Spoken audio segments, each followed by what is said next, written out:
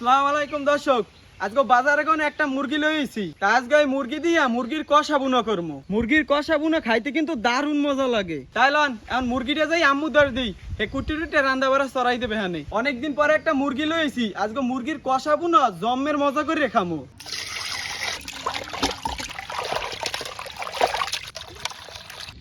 মাংসটা তৈলে বাজার লাগিয়া এখন হলুদ আর লবণ দিয়ে মাহাইলমু।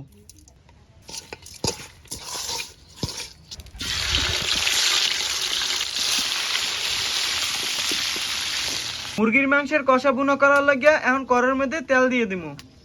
পেঁয়াজ কুচি, তেজপাতা, লবঙ্গ, রসুন বাটা, আদা বাটা, পেঁয়াজ বাটা, এলাচ, দারচিনির গুঁড়ি, জিরের গুঁড়ি, হলুদের গুঁড়া, মরিচের গুঁড়া, স্বাদ মতন লবণ, কয়টা কাঁচা মরিচ। মশলাটা ভালো মতন কষানোর লাগিয়া এখন অল্প একটু মৌ দিয়ে দিমু। মশলাটা ভালো মতন কষানো হয়ে গেছে, এখন ভাজা মুরগির মাংসটা দিয়ে দেবো।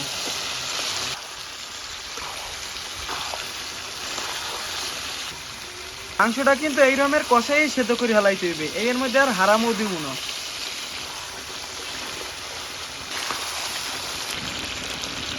মগো মুরগির মাংসের কষা বুনো করা হয়ে গেছে, এখন উঠেই হেলাম। দর্শক, মুরগির মাংসের কষা বুনো করা শেষ, এখন খাইয়ে দেয় যে কেমন লাগে। ছোটাব্বা, হ্যাঁ প্লেট টাকান। আচ্ছা দে। চাচা মানুষ রান্ডাই খান।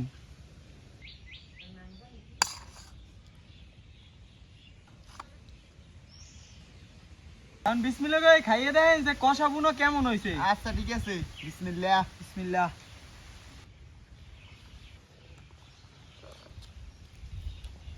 কি ছোটাব্বা, মুরগির মাংসের কষা বুনো কেমন লাগে? হ্যাঁ বেটা, খুব মজা হয়েছে, জম্মের স্বাদ লাগে বেটা, একটু জাল জাল লাগতে আছে, দারুণ লাগে বেটা। না হ্যাঁ ঠিকই কইছেন, জাল জাল মোহে ভালোই লাগতে আছে।